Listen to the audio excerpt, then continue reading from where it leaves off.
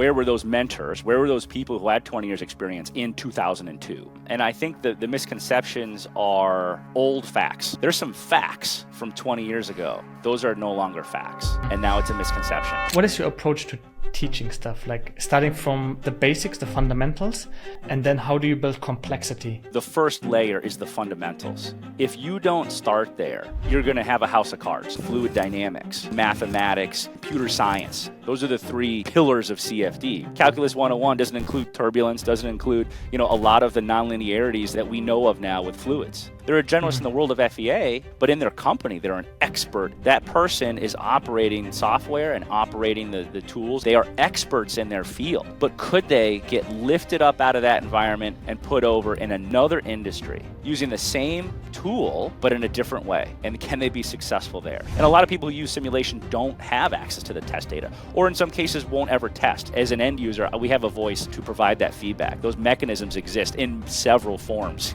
social media being one of them. I always urge people, if you're not on LinkedIn, get on LinkedIn. If you're on LinkedIn, get on it more often. Cool. I would have to say this is my first podcast for sure. I mean, in that form, right? We do what we do in different forms, but this is a new form for me. But you're used to public speaking, right? Like on events, expos, etc. Teaching. I mean, standing in front of a room of very critical, very, very, distrustful engineers. Yeah, exactly. And then you spend 3, 4, 5, 6 days with them, convincing them of something, of math that they know works, but you know the deal, right? So yeah, no, it was definitely training that I cut my own teeth on purpose. It was really painful at first, but I did it because I was like, I want to get comfortable. I want to get, a presence or whatever, public speaking. Yep. Yeah. Why simulation in the first place, Jim? Like, I mean, how did we actually get to know each other? I think this is more interesting for the audience to know. Like, I think we know each other for 6, 7, 8 years. I don't know. It probably would have been 2016. So we're at 8. We're at solid 8 years for sure. Yeah. Well, I mean, so there's a couple questions in there to unpack, right? The first one is why simulation. When I was in college, my first exposure to it was, writing, APDL, ansys code, ansys scripting. And, of course, this was, late 90s. So, a couple years ago, right? And to me, it unlocked this level of understanding, of insight, right? As we got into more 3D, you're just like, that's the real geometry, that's the real design, that's the real performance. And then you want a prototype test, check it against your math, and you're like, holy crap. You know what I mean? So I think for me, it was, it hit me right as I was still learning, right? I mean, I'm a lifelong student. I think all engineers are, but ultimately I got exposed to it just at the moment that I was getting exposed to, a time where I was like, what are my tools going to be as an engineer? What do I think am I going to be on the board? Am I going to be sketching, or am I going to be 3D CAD, or am I going to be, more analytical, more mathematical? And for me, it was the latter. And then it was like off to the races, man. I was like, my first job out of school, I did not leave. They had all the resources. It was a large company. They had all the resources, and I just stayed nights and weekends to learn it. So for me, it was unlocking like a level of design, detail, and insight that I just don't know. And when you're in your young 20s, you don't know anything. You don't know what you don't know. And as an engineer, you're trying to find like what tool set am I going to use as I progress my career. But I also think like you are trying to continue to learn and find out how you learn. So for me, simulation is a learning tool today. To this day, I use it to learn stuff. And that I think that. That feeling I got when I checked against my first, test data, and I spent my early career in avionics, so we'd be on a shock and vibe table, and I get accelerometer data, and I match it to my analysis, and I was like floating down the hallway, and you get that first match.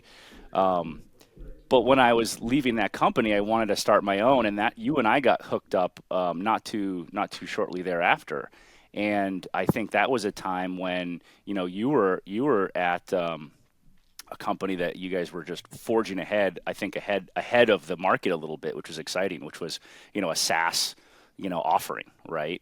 And to be able to get in front of people who,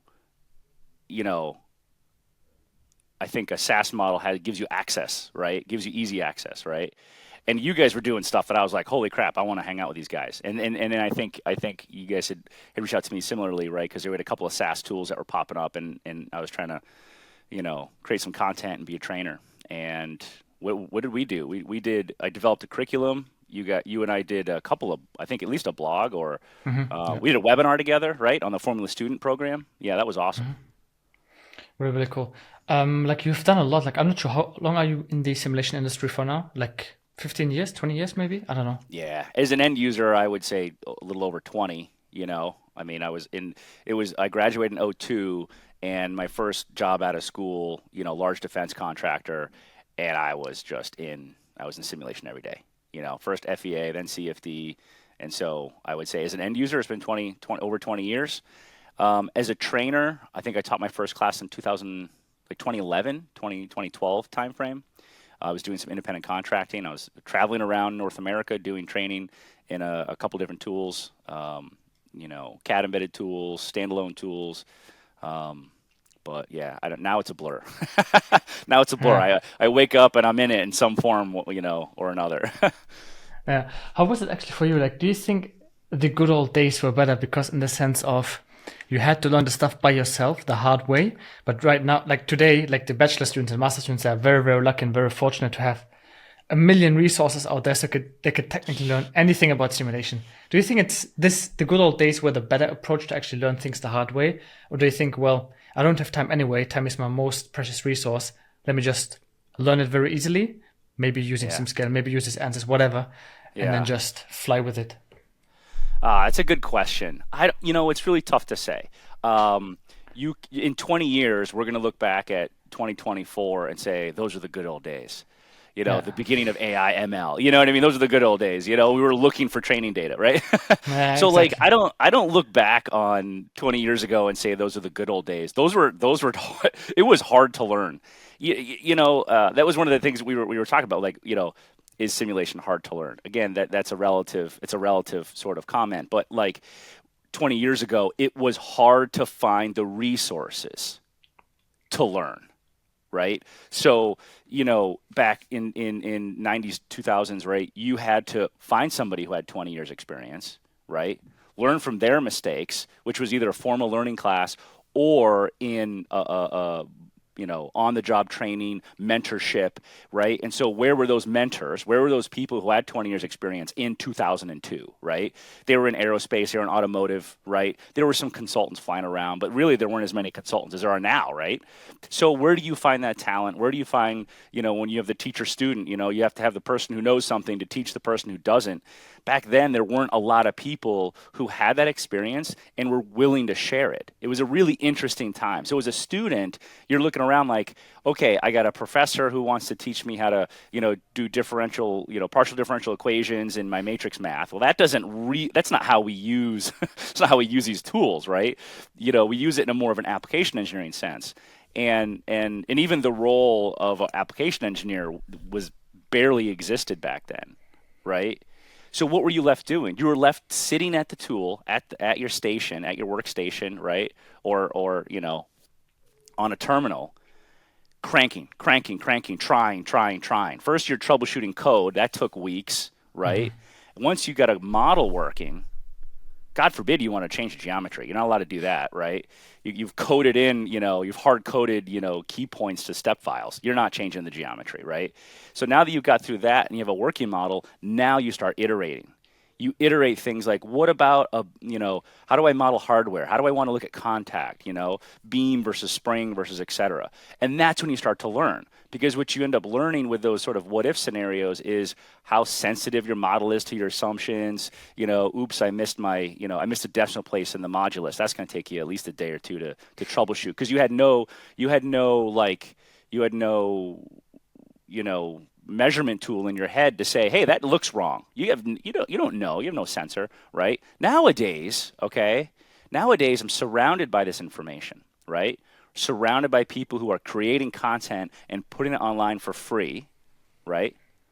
Most of it's pretty good, I mean, not all of it's perfect, right? But you at least can go out there in a matter of seconds. If I just want to type in troubleshooting nonlinear contacts.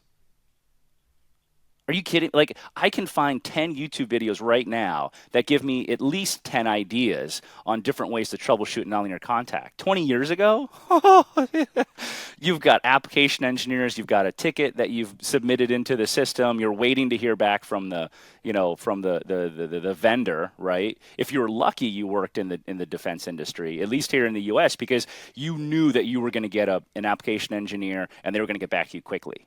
But if you weren't in a big one, right, you were going to wait. You weren't going to hear back from an application engineer for at least a couple days, right?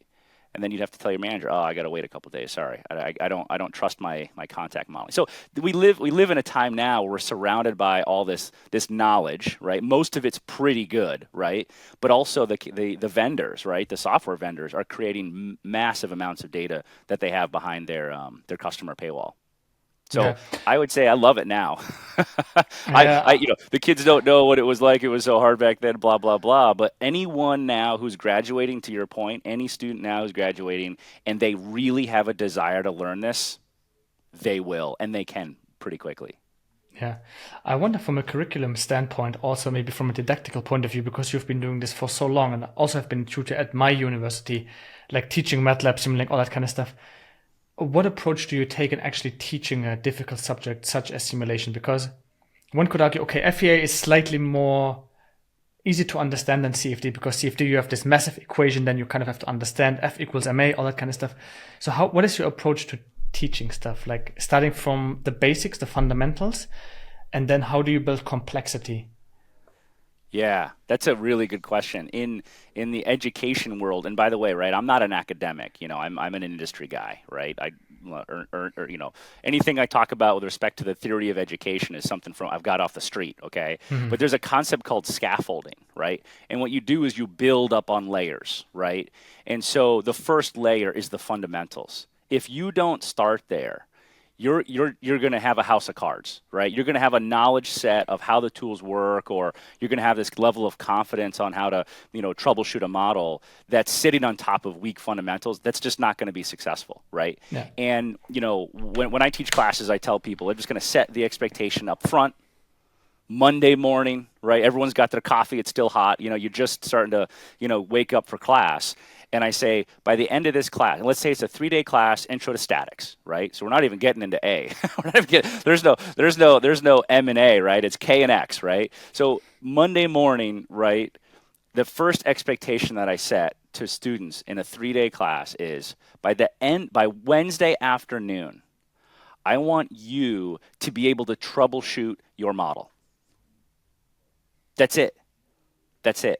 Because there's no way you're gonna spend 3 days in a classroom, right? And then you're gonna walk out of there being like, boom, I'm gonna simulate that. Let's go dynamics. Let's go frequency based. I'm ready for fluids. Like, no, right? So setting the expectation on a learning curve is I would like a student to come out of one of our classes and say, I can troubleshoot my model. Because trust me, your life of troubleshooting models is just beginning. That brings me back to the point that learning, the best way to learn, whatever, like even in life, is through pain. Like if it's small pain or a big pain, you still have to go through the pain. Like fair. I remember like FE courses or tutorials in our university, which I didn't like. It's like they gave you a PDF. Okay, now you go into Abacus, you upload that CAD model, then you click this, then you click that, and you click buttons you didn't even know what they were doing in the back end. So yeah, that's just too tedious. So the second sort of concept that we use with respect to like how we built out the curricula for our classes is what we call PBL or project-based learning or problem-based learning, right? Mm-hmm. And so the concept there is, no one likes to sit there and be lectured to. And there are plenty of simulation lectures out there, public and not, right? Depending on, are you going to brick and mortar or are you going online? The lecture style is a great way for a one-way street. It's a one-way conversation. It's a data dump, right? It's like in the Matrix. You just plug it in and you just accept it. That doesn't mean you know how to apply it. And so PBL in using, projects, and we have like design competitions in our class. We'll have an open-ended 30-minute or 45-minute session. Say, hey, we just learned a subject, okay? And that subject, for example, is mesh sensitivity. Okay, so what I would like you guys to do is here's a problem that has an answer.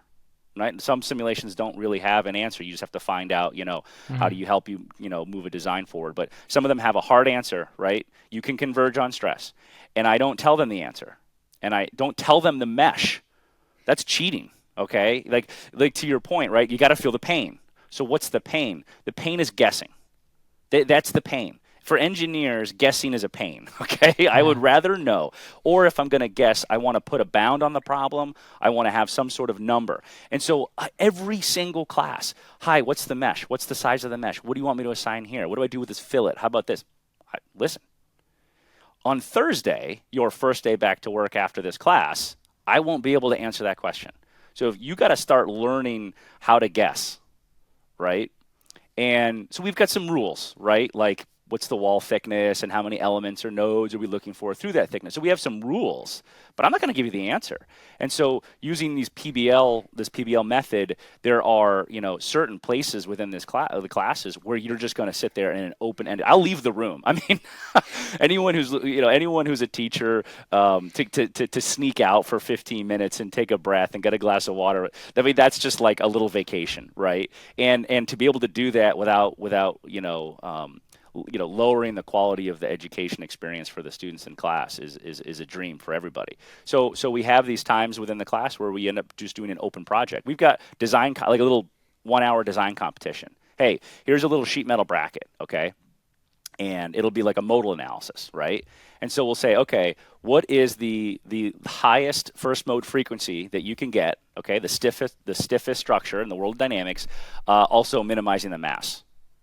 This is a pretty typical problem we might have in the mobility industry, right? I want this thing to be stiff. I want this thing to be high quality, to be able to transfer loads. Also, it has to be light because there's some sort of powertrain.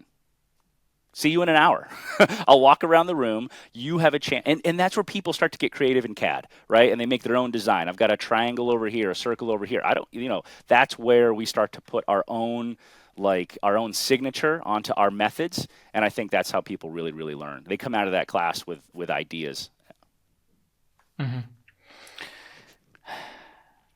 I'm wondering, like from an FEA and CFD point of view, like what are you actually advising people to do when they get started? Doesn't matter if it's FEA or CFD.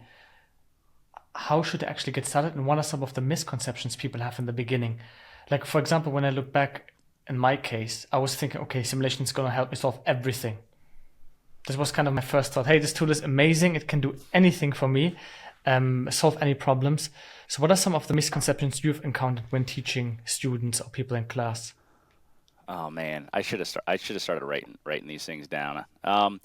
Misconceptions. There's a lot of them, and I think the misconceptions are old facts, right?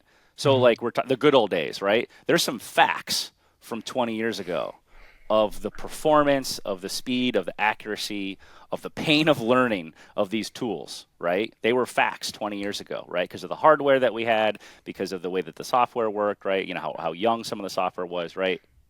Those are no longer facts. And what happens is those facts become opinion, a generation goes by, and now it's a misconception. Right, 20 years goes by on the calendar, and now we have a misconception. Right, so one of them is it's really, really long to solve. For example, I don't know. Right. Well, you and I could talk for 30 minutes on what a long solve time is and why it may or may not exist and whether or not it's too long for, say, the pace of product development. But we're not going to fall into that trap. But the misconception is that it takes a long time to solve. And what happens is somebody will have that old memory of that one model that they probably didn't, set up properly, okay? And it took a day. And that pain of that memory has never left them.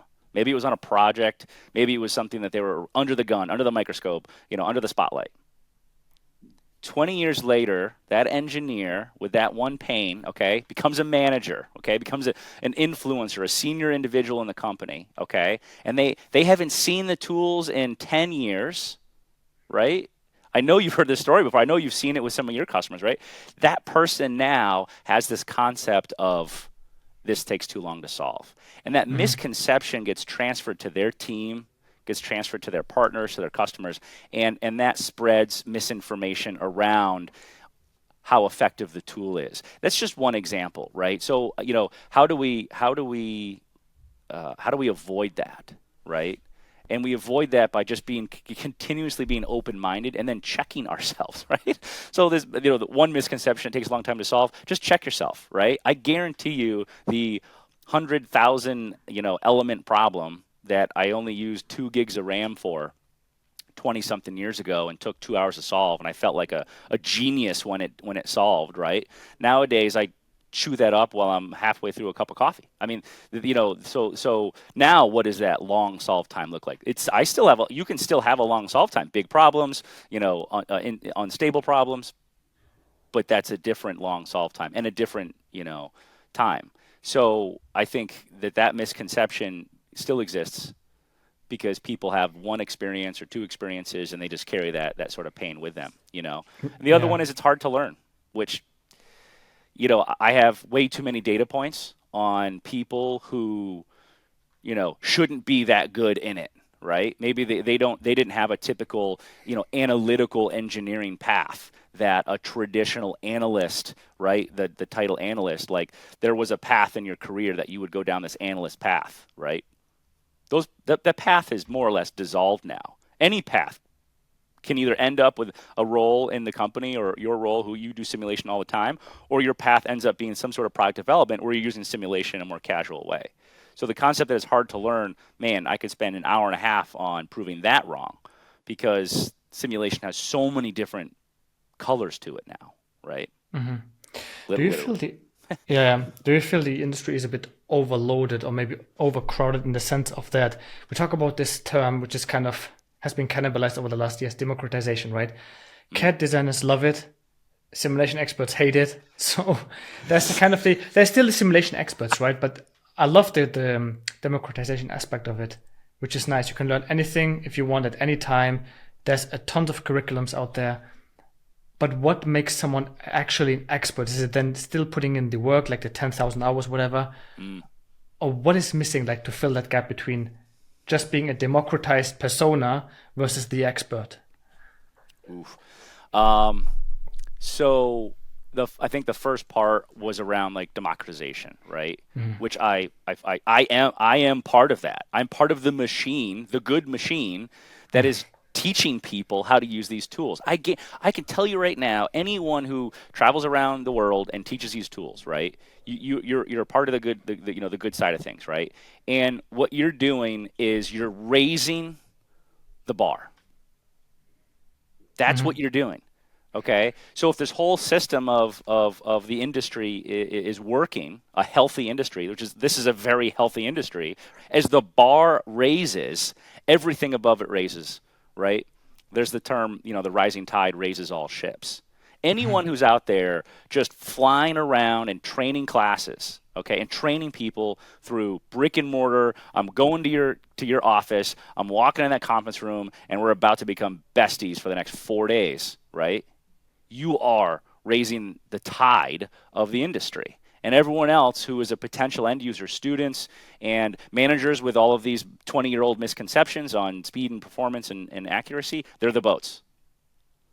So it's not crowded. It's not broken by any means. It's very, very healthy, right? And there's a lot of market research, out there saying the industry's been growing at, double digits for the last, I don't know how many, since it was born, right? Since the 70s, right? Continuously growing. I mean, listen, nothing's recession proof. Simulation, if you're in the world of simulation, you're pretty close because we are continuously transitioning, right? The methods that we use for product development, right? The atoms versus the bits, the prototyping versus simulation, right? We're still in a transition, and we're going to be in one for a long time, right? Different industries are in different phases, right? But it's we're in the middle of it. It's a fantastic place to be right now. So, But bring it's it still on. competitive, isn't it, Jim? Like it's still very competitive. Like a ton of people write me on Instagram, like, is CFD a good career?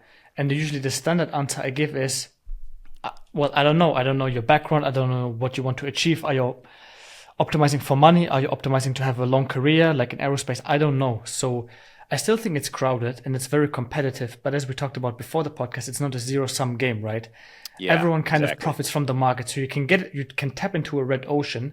So the idea has already been validated, whether that's SaaS, whether that's AI for safety, all that kind of stuff. Sure. So I think not going into a blue ocean is, I think, the better alternative than saying, well, I'm not going to go into the red ocean, being afraid of the competition. But then it's about, because there's so much competition, how do I upskill myself faster and more effectively and efficiently with the right resources and solving the right cases? Because if you work on an FE case on a bending beam and then you want to topology optimize the whole thing, the whole structure, Yeah. how long is it going to take you until you become an expert? I'm not sure what you think about this, but I think it's still crowded and very competitive. And maybe you Yeah. can also talk about this kind of zero sum game that at the end of the day, we're Yeah. all going to win, which I think is also a little bit of a misconception because it is very competitive. Yeah, you have a point there, and going back to your the sort of dichotomy of like, we have the expert, right? And are they really an expert? Like, am I an expert? No, right? If I stand in front of a room of 10 people or whatever, and they don't have as much time in FEA as I do, then in that room, I am the expert. If I walk into a room full of PhDs and some of the grandfathers of our industry who are still around and popping up in different networking events every once in a while, I am but an infant, right? Like I'm not authoring any code. I'm not out there trying to put a brand new method forward, right? Those people, those are the experts. I'll never know that in your idea of competitivism, and say someone reaching out to you saying, hey, Jousef, I want to get into this industry, how should I do it? Those people who, first off, if you're asking, then you're just still learning. You're still learning maybe your entry point. Maybe you're still in college, right? Which is totally fine, right? We didn't ask these questions. I didn't ask these questions when I was in college. But what your concept of being a CFD analyst might be from is watching Formula One. So if you think that the peak of the industry of CFD is becoming an aerodynamicist for Red Bull racing in F1, hell yes, that's competitive. Statistically speaking, you will not do that. I'm just, you know what I mean? But if you look at all of the opportunity out there to take your curiosity in fluid dynamics, your curiosity in mathematics, your curiosity in computer science. Those are the three, pillars of CFD, right? The physics, the software, the hardware, right? If you have a curiosity for that, you will be, and you continue to let that ride out through your career, you'll be insanely successful. Will you ever get on TV? Will you ever get on the podium next to, an F1 driver? Probably not. I mean, I'm not saying you won't, but like probably not. Also, that is but one person in an industry that is continuously growing. There are. I'll give you an example of an industry that could probably be doing a heck of a lot more CFD than they are right now. Manufacturing, straight up, dirty, the non-sexy bulk material handling, just stuff that, they don't tell you about in school because it's not sexy, it doesn't motivate you, right? I want to go and find out how quickly can I fill a container full of fluid, right? Calculus 101, right? Well, guess what? Calculus 101 doesn't include turbulence, doesn't include, a lot of the nonlinearities that we know of now with fluids. There are thousands of problems out there to be solved. And I'm just throwing a number out, hundreds of millions of dollars of budget to be thrown at those problems. But those are not going to be on, a Netflix documentary, anytime soon. You know what I mean? Yeah. I'm thinking because with Fastway, right? Maybe you can explain a little bit what you guys do at Fastway. I'm thinking, does it make more sense from your perspective? And obviously, there's kind of an individual choice and depends on your circumstances. Becoming more the generalist when it comes to simulation, or being more the specialist, which kind of brings me back to the point of a PhD. Yes, they are the experts. They might have like written the first code on whatever solver, but they might not be the expert in teaching. Because what I've seen also with other professors, like they were geniuses in what they do, but they were so much of a genius that they couldn't even explain the simple things in simple terms to students who just get started. Yeah. You So, know, that's a great question. So with the generalist versus the expert, okay? I'll give you an example, right? If you are analyzing the same thing the same way, just incremental changes in design. Let's say you work in the aviation, or avionics industry. You do frequency-based dynamics, shock vibration. You do it every day. And avionics are their boxes. It's just a box. This one's tall and skinny. This one's short and fat. I'm going to analyze it the same way. I'm almost analyzing it so often that I know the results before I get an answer out of the code, right? That person is operating software and operating the tools at a very high level. They are experts in their field. But could they get lifted up out of that environment and put over in another field, in another industry, using the same tool, but in a different way? And can they be successful there? That's the challenge. One, some people don't want to do that. It's uncomfortable. I get that. But if you do like that challenge, that pain, if you will, if you do want to do that, that's the test, right? I think generalist has sort of a negative connotation to it, right? Some might say that I'm a generalist, right? Nowadays I don't get a lot of time at Fastway to go into the shaker table, look at the accelerometer data, and match my methods. I don't, right? And a lot of people who use simulation don't have access to the test data, or in some cases won't ever test. So what they're looking at is, can I use the tool using industry best practices and try to minimize the error so that we can make the decisions to make the design better, and then ultimately at the end of the day I'm going to go test it. And if it passes the test, fantastic. I don't. My program ran out of budget. I don't have enough effort and time and resources to go back and match to see if the simulation was really that accurate or not, right? But the generalist term with this negative connotation it's not a bad thing. There are really, really successful engineers, right, where simulation's not their only tool. Most engineers, unless you live in it every day, your only tool is simulation. Most engineers are what we call project engineers now. They have project hats, right? And as the project moves from concept to design to testing and to commercialization, you follow that project in its maturity. You wear different hats. So early on, you're wearing the conceptual hat. Maybe you're doing brainstorming sessions. You're taking sales and marketing information. You're trying to do stuff. You're using simulation then, but you're using a very, specialized type of simulation.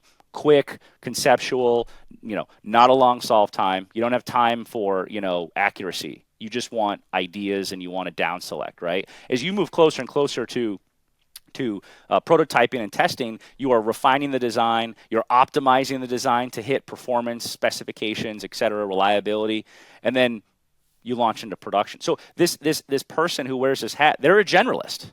There's nothing wrong with that. They're a generalist in the world of FEA or the world of simulation, right? But in their company, they're an expert in this particular product, or perhaps they're an expert in the product development process. There's nothing wrong with that. You can still live in the tool, and use it to the best of your ability. And if you get challenged along the way, that's why it's so great in 2024 to have this massive network of application engineers and experts. Maybe there's a guru at the company. They're going to fill that gap. But the experts in simulation that we're used to, the people who kind of sit in that behind that locked door in that closet, and they know every little aspect of the code. They know the person who wrote the code. The early days of the industry. Those guys and gals are disappearing, and that's just the way it is. Like the grandfathers of the industry are not going to be around forever. And what's going to happen in 40 years, right? There's going to be experts. There's going to be generalists still. yeah. So is that more like, would you maybe recommend to become a generalist, so maybe a kind of a T-shaped personality when it comes to simulation, but then also inform yourself, like be very specialized on one thing, but then on the side, like look left and right, like what's going on in AI, ML. This would kind of be your recommendation for people Yeah. starting out. Yeah. For people starting out, I will repeat what one of my first managers told me, which is advice I think about almost every week. And everyone's got that sort of influential sort of person, right? So I had an early manager tell me, Jim, you want to go deep before you go broad. Yeah. So what that means is find something that you really like or that you're really good at and become as good as you can in that one thing. Okay? Then when you get bored or you just, look like we want a little adventure in your life, take that expertise and perhaps even your status as that expert in that room or in that company or in that team and take that and go do great things with it. Right? So for some, simulation is that expertise in the product development process, right? But for some, in the simulation landscape, you are an expert in short time duration, explicit dynamics, crash safety. You know what I mean? So it's kind of relative, but I think if anyone's starting out, find something that really interests you. Let's just say it's crash safety for a second, okay? Human factors, all right? Yeah. Then learn as much as you can about the material properties that are necessary, the physics that happen that are relatively unique at really, really, really small timescales, right? Really, really high velocities, right? Plasticity, right? Fracture. Take that and go do awesome stuff with it, right? Move to Detroit. Go get in crash safety. Go get in, cars are getting redesigned now for electrification, automation, right? Go do that. And then as that industry, that technology, your career, as it runs a course, then you can go do other great things with it, right? Simulation is democratizing, but you want to be really, really good at one thing. Maybe simulations at one thing, maybe there's a specific type of simulations at one thing, and then do great things with it, right? So, for example, for me, I focused on frequency-based dynamics, shock and vibration, right? To the point where we were matching, accelerometer data off a shaker table and off live testing, right? And matching that to the simulation. And then I became known as the simulation guy. Next thing I know, people are throwing CFD at me. Hey, can you predict temperatures? Sure, why not? We did that too, right? Mm-hmm. And so for me, it was one specific aspect of simulation. And then for me, it's just been, I just continue to learn more and more and more different types of simulation, new methods, new solver techniques, new approaches, right? So DEM, SPH, like all these, ALE, all these sort of newer type, I don't say newer, but like not your traditional, solid mechanics or, finite volume code or something. Yeah. Is that one of the reasons that you went with like the ansys route, became an ansys channel partner? Because when I was a student, I have to tell you, Jim, I thought ansys had 5 products. But that's not the case. Which Maybe ones? You can talk about... Wait. Which ones did you think just... But it's much more than that. Like maybe you can talk about how many products ansys actually has, and maybe you kind of make it hard for yourself, but also easier in that way that you can learn much more because they have so big of a product portfolio, right? You could learn so many different things about AI, ML. Like it's crazy. It's crazy. It is crazy. Yeah. I mean, my path towards, a partnership with ansys started when I was in college and I went to the University of Pittsburgh, right? So Canonsburg is 15 minutes down the road. So, they don't hand you a CD when you walk in, but it's not too far off, back in the early days. So for me, it was, to use the analogy we were just talking about, pick something that I'm really okay. I'm going to spend my time in learning APDL, ANSYS Paramedic Design Language. I'm going to learn that language, right? And so I want to learn how that language. That's where I learned how to script. That's where I had to put in logic. And I was scripting physics. I thought this was the coolest thing in the world. I was like, holy crap! I'm like coding the world. And back, I would say back then, there was more code back then, but it was FEA, right? It was the FEA that John Swanson, sort of wrote from Westinghouse back in the 70s, right? So that was it. And most people today, right? In fact, I was just at, I was at in a meeting a couple weeks ago, last week. I don't even know what day it is, Jousef. Last week, I was at a meeting, right? And it was, 5 people, and I was like, tell me about your experience in ANSYS, right?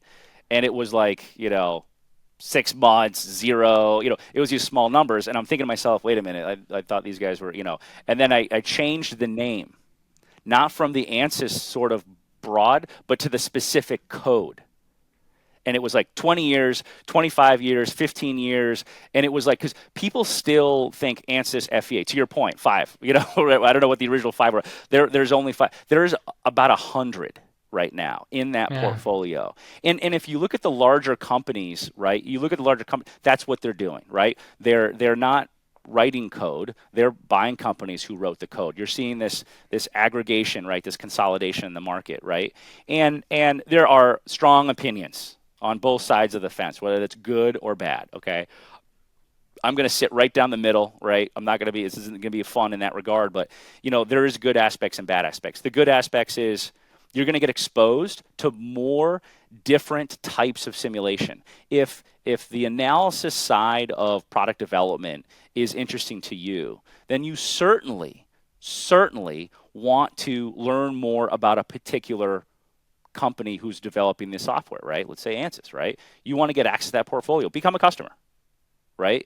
And so, if you're young in the industry and you want to try to find, hook on to a brand, right? At least in the beginning, just so that you can get exposed to all these different kinds, right? From FEA to CFD to smooth particle hydrodynamics to, discrete element modeling. Like, just get used to and get exposed to all the different, types of approaches, because there's 10 different ways to solve these problems, right? I can solve a CFD problem.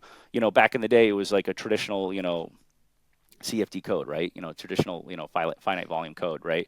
Now there's, like I said, there's 4 or 5 or 6, right? Lattice Boltzmann. I mean, there's like so many different codes. But at the end of the day, it's like, what's my inlet? What's my outlet? Do I have heat transfer turned on? What's my turbulence model? Solve the problem. Fast forward 20 or 30 years, it's going to get even crazier, right? Like, let's just say that, there's going to be, 1,000 different ways to solve these problems. I mean, you know what I mean? Like, who knows, right? To your point, AI, ML. I mean, that's not even physics. It's trained with physics data, but the code isn't physics. You're not solving actual, physics equations. It's geometry. So it's really, really interesting. I mean, to watch a company like ANSYS who, had just a few pieces of, say, software in the beginning, and I was an end user, and I was trying to learn that one code, or 2 codes for a long time. And to now, I go to training several times a year to learn about the new process, the new method, the new workflow, the new way to parameterize my geometry, the new way to optimize my design, the new way to wrap, and do a virtual DOE, right? Like, and as our expectations for the software change, so is the software, right? These software companies are listening to us. That's another good thing about it. Back then, I would say back in the good old days, Jousef, no, they were not listening to the end users. They were just writing code. They were trying to keep some of the big customers happy. But if you were a small customer and you wanted to provide some feedback to the company, like, hey, you guys should make Fluent easier to use, which I'm sure was an email that ANSYS received probably every day from the acquisition until maybe even today. I don't know, right? But for what it's worth, recently they did make some GUI changes and some ease of use type changes, right? But we live at a time now where, like, we do have a voice, right? We have a voice as an end user. We have a voice to provide that feedback. Those mechanisms exist in several forms. Social media being one of them, right? If I want to go onto LinkedIn and tell ANSYS, structures that there needs to be a blah blah blah better way of this, or can you do that? They're listening, absolutely. So it's fun. Like I said, this is the heyday right now. We're in it. Yeah. When should people actually come to you, to Fastway, to solve a specific problem? Is it only for training? Like, what are you guys actually doing? Maybe a quick pitch at the end of the podcast from your end. Yeah, and thanks for that opportunity. Yeah, I mean, ultimately, to tell our pitch is to tell our quick story, which is a training only house, an agnostic training house that was out there to just train any 3 or 4 different FEA codes and CFD codes into consulting for the customers who didn't have the people, right? The smaller engineering teams, they have an inconsistent need, right? To now, being a channel partner at ANSYS, right? So simulation, first off, is, hey, you have to recognize that value. And so anyone who is thinking to themselves, I've heard of simulation, I think that it can solve my problem, boy, is that a cheaper, faster way to develop products? The answer is yes, Okay. right?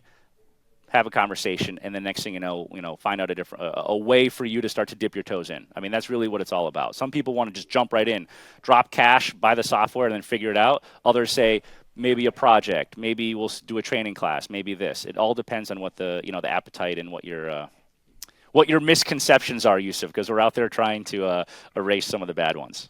Absolutely. I have a ton more questions, but I think because we're approaching the 45-minute mark, I think there should be a second and a third part because we could talk about this stuff for days, like teaching principles and business principles, all that kind of stuff.